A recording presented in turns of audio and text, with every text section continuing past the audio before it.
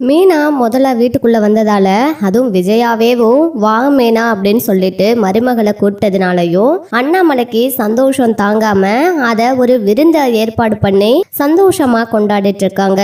எல்லாருக்குமேவும் சொன்ன அண்ணாமலை அப்படியேவும் பாட்டிக்கு சொல்லியிருக்கிறாரு. ஆனாலும் வீட்டுல உள்ள யாருக்குமேவும் பாட்டிக்கு சொன்னது தெரியாம போயிடுது. அண்ணாமலை பாட்டிக்காக வெயிட் பண்ணிட்டு இருக்காங்க. இந்த பக்கம் பரசு, அப்புறம் மீனாவோட அம்மா, அங்கே தம்பி, அப்புறம் சீத்தானு எல்லாருமே வந்ததுக்கப்புறம் இன்னும் இவர் யாருக்காக வெயிட் பண்ணிட்டு இருக்காரு அப்படின்னு சொல்லிட்டு இங்கே பார்வதி எல்லாம் கூட வந்துட்டாங்க. அதனால் யாராக இருக்குன்னு சொல்லிட்டு விஜயா கேட்குறாங்க. என்னங்க நீங்கள் யாருக்காக வெயிட் பண்ணிட்டு இருக்கீங்க? அதான் எல்லாரும் வந்தாச்சுல்ல, வேற யாராவது வர வேண்டியது இருக்குதா என்ன அப்படின்னு கேட்குறாங்க. ஆமாம் விஜயா, இன்னொருத்தர் முக்கியமான ஆளுக்காக தான் நான் வெயிட் பண்ணிகிட்ருக்கேன் அப்படின்னு சொல்கிறாங்க. அந்த முக்கியமான ஆள் யார் அப்படின்னு சொல்லி கேட்குறாங்க. அப்போ தான் அண்ணாமலை சொல்கிறாரு, அதெல்லாம் வந்ததுக்கப்புறம் நீங்களே பார்த்து தெரிஞ்சுக்கோங்க அப்படின்னு சொல்லிட்டு இங்கே உட்காந்துருக்காங்க. உடனே பாட்டி வந்து வேகமாக என்ட்ரி கொடுக்குறாங்க. வந்த உடனேயே விஜயா அப்படியே ஆடி போயிடுறாங்க. அதாவது இந்த விஷயத்த அண்ணாமலை சொல்லி தான் பாட்டியை வர சொல்லியிருப்பாருன்னு சொல்லிட்டு பயந்து துடிச்சு போயிடுறாங்க. அதே மாதிரியேவும் பாட்டி வீட்டுக்குள்ளே வரும்போதேவும் செடுன்னு கோவமாக தான் வராங்க. உடனே விஜயா, நீ பண்ணியிருக்கிற காரியம் உனக்கே நல்லா இருக்கா? இப்படி தான் பண்ணுவியா அப்படின்னு சொல்லி கேட்குறாங்க. உடனே எங்கள் விஜயா இருந்துக்கிட்டு, அத்தை அது வந்து அத்தை அப்படின்னு அப்படியே இழுத்துக்கிட்டு இருக்காங்க. இல்லை, நான் தெரியாமல் தான் கேட்குறேன். நீ என்ன நினச்சிக்கிட்டு இருக்கிற மீனாவை பற்றி? ஏன் இப்படிலாம் பண்ணிகிட்ருக்கிற? நான் தான் எத்தனை முறை சொல்கிறது, மீனாவை இந்த மாதிரிலாம் நினைக்காத, இந்த மாதிரிலாம் பண்ணாத, இப்படியெல்லாம் மீனாவை கொடுமைப்படுத்தாதன்னு எத்தனை வாட்டி உனக்கு சொல்கிறது அப்படின்னு பாட்டி கத்துறாங்க. அத்தை அது வந்து இவரோட உயிருக்கே ஆபத்துன்னு சொன்னாங்க. அதுக்கப்புறம் எப்படி அத்தை அவளை நான் வீட்டில் வச்சுருக்க முடியும்? அதனால தான் அத்தை அவளை நான் வீட்டை விட்டு வெளியில் அனுப்புனேன் அப்படின்னு சொல்கிறாங்க. என்னது, வீட்டை விட்டு வெளியில் அனுப்புறியா அப்படின்னு பாட்டி கேட்குறாங்க. அப்புறம் என்ன அத்தை? ஐயோ, அப்போது அத்தைக்கு தெரியாதோ, நம்மளாதான் உளறிட்டோமோ அப்படின்னு விஜயாவுக்கு பயம் வந்துருச்சு. என்ன அண்ணாமலை, நான் ஒன்று கேட்டால் உன் பொண்டாட்டி ஒன்று சொல்கிறா அப்படின்னு பாட்டி கேட்குறாங்க. உடனேவோ அண்ணாமலை இருந்துக்கிட்டு, அவள் இப்படிதாம்மா, அவள் வாயாலேயே அவள் கெடுறதே இதனால தான் அப்படின்னு சொல்கிறாங்க. விஜயா, நான் எங்கள் அம்மா கிட்ட எல்லாமே சொல்லி தான் வர சொல்லியிருப்பேன்னு நீ நினச்சி நீயே வாயை கொடுத்து என் அம்மா கிட்ட வாங்கி கட்டிக்க போகிற. நல்லா வசமாக சிக்கிக்கிட்ட. இப்போ சொல்லி தான் ஆகணும், சொல்லிடு மிச்சத்தையோ, நீயே உன் வாயால் சொல்லிடு அப்படின்னு சொல்கிறாரு. உடனேவும் என்ன நடந்தது, என்ன விஜய் அதெல்லாம்? இல்லை அத்தை, அப்புறம் நீங்கள் எதுவும் மீனாவை என்னென்னமோ சொன்னீங்கல்ல, அதான். இங்கே பாரு, நான் மீனாவை எல்லா வேலையும் ஒருத்தியாக செய்ய விடுற, எப்போ பார்த்தாலும் அவளையே கிச்சனுக்குள்ளே விட்டு கொடுமைப்படுத்திக்கிட்டு இருக்க, அவளை எப்போ பார்த்தாலும் கரிச்சு கொட்டிகிட்டு இருக்க, இதைத்தான் நான் சொல்லிட்டு இருந்தேன். நீ என்ன புதுசாக ஒரு கதை சொல்லிட்டு இருக்க? என்ன விஷயம், என்ன நடந்தது? அண்ணாமலை, என்னடா எல்லாம் அமைதியாகவே இருக்கேங்க இந்த வீட்டில்? அப்போது எனக்கு தெரியாமல் இன்னும் எத்தனை விஷயம்டா நடந்திருக்கு? விஜயா, இப்போ சொல்ல போறியா இல்லையா அப்படின்னு கேட்குறாங்க. உடனே விஜயா இருந்துக்கிட்டு, ஒரு ஜோசியக்கார அம்மாவை கூட்டிகிட்டு வந்தோம் அத்தை.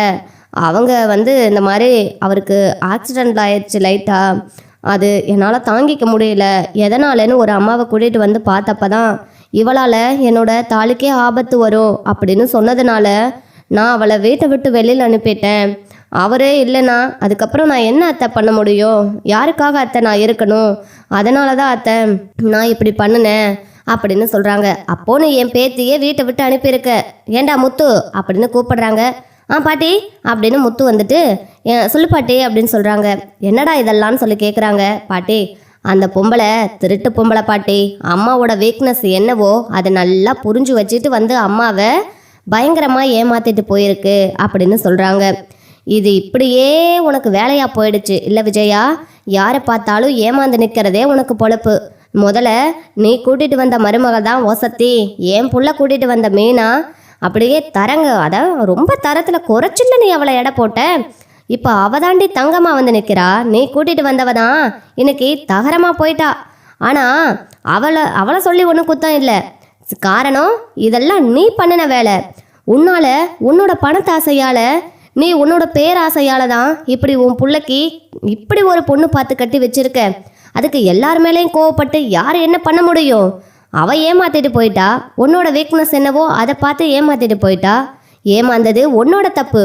அவளை எப்படி, அதாவது நல்ல பொண்ணா இல்லை எப்படிப்பட்ட குடும்பம், இதை பற்றி விசாரிச்சிருந்தேன்னா நீ மனோஜுக்கு நல்ல பிள்ளையா பார்த்து கட்டி வச்சிருப்ப.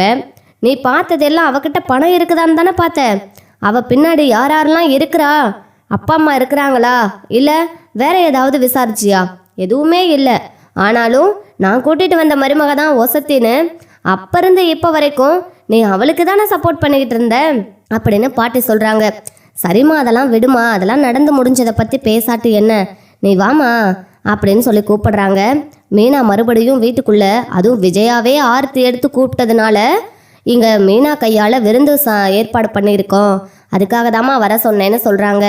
உடனேவும் இங்கே பாட்டி இருந்துக்கிட்டு, நீங்கள் எல்லாரும் எப்படி எனக்கு ஒரு சர்ப்ரைஸ் கிஃப்டாக கொடுத்தீங்களோ அதே மாதிரி உங்களுக்கு ஒரு சர்ப்ரைஸு நான் கொண்டு வந்திருக்கேன் அப்படின்னு சொல்கிறாங்க. என்ன சொல்கிறீங்க பாட்டி அப்படின்னு ஸ்ருதி கேட்குறாங்க. எல்லாரும் சாப்பிட்டு முடிங்க, அதுக்கப்புறம் உட்காந்து நல்லா சாவகாசமாக பேசலாம் அப்படின்னு சொல்லிட்டு கூப்பிட்டு உள்ளே சாப்பாடு போடுறாங்க. என் பேத்தி கையால் சாப்பிட கொடுத்து வச்சிருக்கணும்டா. என் பேத்தி அம்பிட்டு ராசியானவ. இங்கே பாரு விஜயா, இப்படி ஒரு மருமக கிடைக்க நீ கொடுத்து வச்சிருக்கணும். ஆனால் எனக்கு தான் இப்படி ஒரு மருமக அமையாமல் போயிட்டாளே அப்படின்னு சொல்கிறாங்க. உடனே பாட்டியை முறைச்சி பார்க்குறாங்க விஜயா. உடனே அண்ணாமலை கிட்ட, என்னங்க இதெல்லாம், அத்தை என்னை எப்படி பேசுகிறாங்க, அப்புறம் எப்படி இவங்கெல்லாம் என்னை மதிப்பாங்க அப்படின்னு சொல்லும்போது, அது வேணா கரெக்டு தான் பாட்டி, உங்களுக்கு இப்படி ஒரு மருமக கிடைக்கவே இல்லை. மீனா மாதிரி ஒரு மருமக கிடைச்சிருந்தா நீங்களாம் ரொம்ப தாங்குன்னு தாங்கியிருப்பீங்கல்ல பாட்டி அப்படின்னு சொல்கிறாங்க. பின்ன என் மருமக இந்த மாதிரி இருந்திருந்தா இந்நேரம் அவளை தங்கத்தட்டில் வச்சு நான் தாங்கியிருப்பேம்மா அப்படின்னு சொல்கிறாங்க. இந்த பக்கம், சரி எல்லாரும் சாப்பிடுங்க, ரொம்ப ஓவராக இந்த மாதிரிலாம் பேசிகிட்டு இருக்காதீங்க, எல்லாம் அந்த ரோகிணியால் வந்தது, அந்த பார்லர் காரியை நான் சும்மாவே விட மாட்டேன். இங்கே இருக்கிற எல்லாரும் முன்னாடி என்னை அசிங்கப்படுத்திட்டு அங்கே அவள் நிம்மதியாக இருப்பாளா அப்படின்ட்டு பயங்கரமாக கொந்தளிக்கிறாங்க. உடனே பார்வதி இருந்துக்கிட்டு, இங்கே பாரு விஜயா, அங்கே உங்கள் அத்தை சொல்கிறது எல்லாமே உண்மைதான். உனக்கு கிடைச்ச மருமக மாதிரி வேற யாருக்கும் கிடைக்க மாட்டாங்க. நீ எம்பிட்டு திட்டினாலும் உனக்கு ஒன்றுனா அவள் தான் வந்து நிற்பா.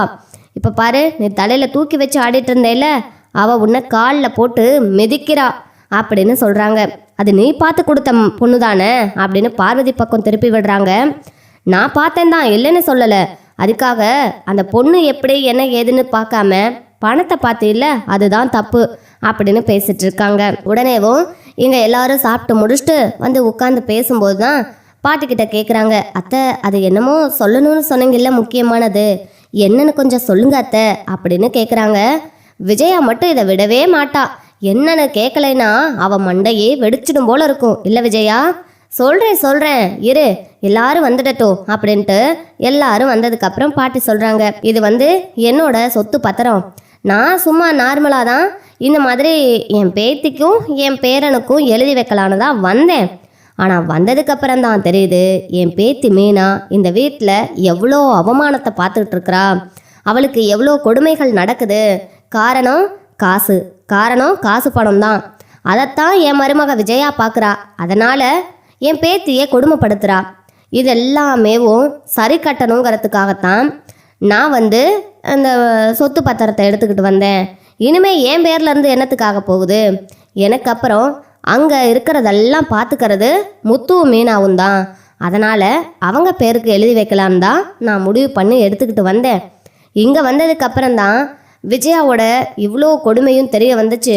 அவகிட்ட எதுவுமே இல்லைன்னு அவளை என் புள்ள அண்ணாமலை என்னமோ பிச்சை போட்டு கூட்டிகிட்டு வந்த மாதிரி, நான் கெட்ட மருமகளை வீட்டுக்கு தேடி கூட்டிகிட்டு வந்த மாதிரியும் ரொம்ப விஜயா மட்டம் தட்டி பேச ஆரம்பிச்சிட்டா. அதெல்லாம் எப்படி பொறுத்துக்கிட்டு இருக்கிறானே தெரியல. ஆனாலும் மீனாவை ரொம்ப பெருமையாக தான் பேசணும். இந்த அளவுக்கு மாமியார் கொடுமையை தாங்கிக்கிட்டு யாருமே இருக்க மாட்டாங்க. இந்நேரம் நடக்கிறதே வேற. மீனா இடத்துல வேற யாராவது இருந்திருந்தா கண்டிப்பாக விஜயாவுக்கு செருப்படி தான் கொடுத்துட்டு அங்கேருந்து போயிருப்பா அப்படின்னு பாட்டி சொல்லிட்டு, அப்படியேவும் சரிங்கம்மா, இந்த பத்திரம் இப்போ என்னத்துக்குன்னு கேட்குறாங்க. என்ன அண்ணாமலை, நீயும் புரியாமல் பேசிட்டு இருக்க? எனக்கு வயசாகிக்கிட்டே போகுதில்ல, எப்போ என்ன நடக்கும், யாருக்கு எப்போ என்ன நடக்கும்னு தெரியாதில்லப்பா. அதான் நான் நல்லா இருக்கும்போதேவும் என் பேத்தி மீனாவுக்கும் என் பேரன் முத்துவுக்கும் எழுதி வைக்கலான்னு முடிவு பண்ணிட்டேன். ஏன்னா அவங்க 2 பேர் நிச்சயமாக விவசாயத்தை கண்டிப்பாக பார்த்துப்பாங்க, எனக்கு அதில் நம்பிக்கை இருக்குது அப்படின்னு சொன்ன உடனே இங்கே மனோஜ் கேட்குறாரு, ஏன் பாட்டி, அப்போ நான்லாம் உனக்கு பேரனே இல்லையா அப்படின்னு கேட்குறாங்க.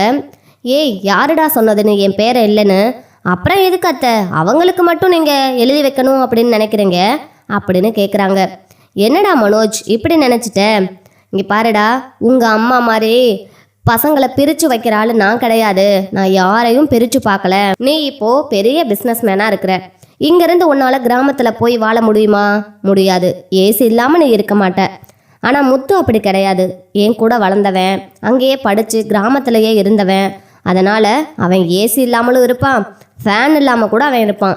அதனால தான் அவனுக்கு அந்த காடு கரையில் வேலை செய்கிறதெல்லாம் அவனுக்கு நல்லா பழக்கம். அதனால் அவன் செஞ்சிடுவான்னு அவன் பேரில் எழுதினேன்.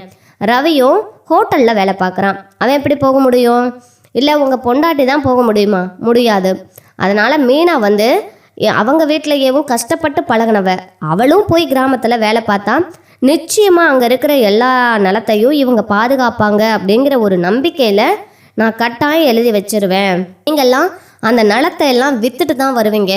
அதனால தான் நான் அவங்க பேரில் எழுதணும்னு முடிவு பண்ணேன் அப்படின்னு சொல்கிறாங்க. உடனேவோ, என்ன அத்தை இப்படியெல்லாம் மாற்றி மாற்றி பேசுகிறீங்க? நீங்கள் என்ன சொன்னீங்க? இந்த வீட்டில் யாருக்கு முதல்ல குழந்தை பிறக்க போகுதோ அவங்களுக்கு தான் இந்த சொத்துன்னு சொன்னீங்க. அப்படி பார்த்தா யாருக்குமே என்ன பிறக்கல இல்லை அத்தை அப்படின்னு சொல்கிறாங்க. அப்போ தான் அந்த நேரத்தில் தான் பாட்டி இருந்துக்கிட்டு, மனோஜுக்கு தான் ஃபஸ்ட்டு குழந்தை பிறக்கும் அப்படின்னு எல்லாரும் நினச்சிட்டு இருந்தோம். ஆனால் அது வேறு வழி இல்லாமல் போயிடுச்சு. இங்கே ஸ்ருதியும் நான் குழந்தை பெற்றுக்க மாட்டேன், வாடகை தாய் மூலமாக தான் பெற்றுக்குவேன்னு சொல்லிக்கிட்டு இருக்கும்போது, அப்போது யார் இந்த வீட்டில் இருக்காங்க? ஒருவேளை அதுக்கு தான் இந்த விஜயா பிரித்து வச்சிருப்பாளோ என்னவோ. ஏன் விஜயா, அவங்க 2 பேரும் சீக்கிரம் குழந்தை பெற்றுக்குவாங்க, சொத்தெல்லாம் அவங்களுக்கு போயிடுங்கிறதுக்காக எதுவும் முத்து மீனாவை பிரித்து வச்சியா அப்படின்னு கேட்குறாங்க. அதெல்லாம் இல்லை அத்தை, நான் எதுக்கு அப்படி பண்ண போகிறேன் அப்படின்னு சொல்ல உடனே, நீ அப்படி பண்ணக்கூடிய ஆள் தான், அதுக்கு தான் கேட்டேன். கண்டிப்பாக முத்துவுக்கும் மீனாவுக்கும் தான் குழந்தை பிறக்கும் அப்படின்னு சொல்லிட்டு இங்கே சொல்லி வாய் மூடும் உள்ளாட்டியும் அங்கே அப்படியே மீனாவுக்கு அப்படியே வாமிட் வந்துடுது. உடனே போய் வாமிட் பண்ணிட்டு வராங்க. என்னம்மா ஆச்சுன்னு பாட்டி கேட்டோன்னே, ஒன்றும் இல்லை பாட்டி, காலையிலேருந்து வெறுமைத்தோட எல்லாத்தையும் சமைச்சு முடிச்சேன்ல அதான் அப்படின்னு சொல்கிறாங்க. சரி கிட்ட வாமான்னு சொல்லிட்டு நாடியை பிடிச்சி பார்க்குறாங்க. அப்போ தான் இங்கே மீனா கன்சீவாக இருக்கிறத பாட்டி விஜயா கிட்ட வீட்டில் உள்ள எல்லாருக்கிட்டையும் சொல்லிட்டு, இப்போ உன்னோட சந்தேகம் கிளியர் ஆகிருக்குன்னு நினைக்கிறேன். இப்போது இந்த பத்திரத்தை நான் என் பேத்திக்கும் பேரனுக்கும் எழுதி வைக்க போகிறேன். நான் சொன்ன வாக்கு நிறைவேற்றிட்டேன்ல அப்படின்னு பாட்டி சொல்கிறாங்க.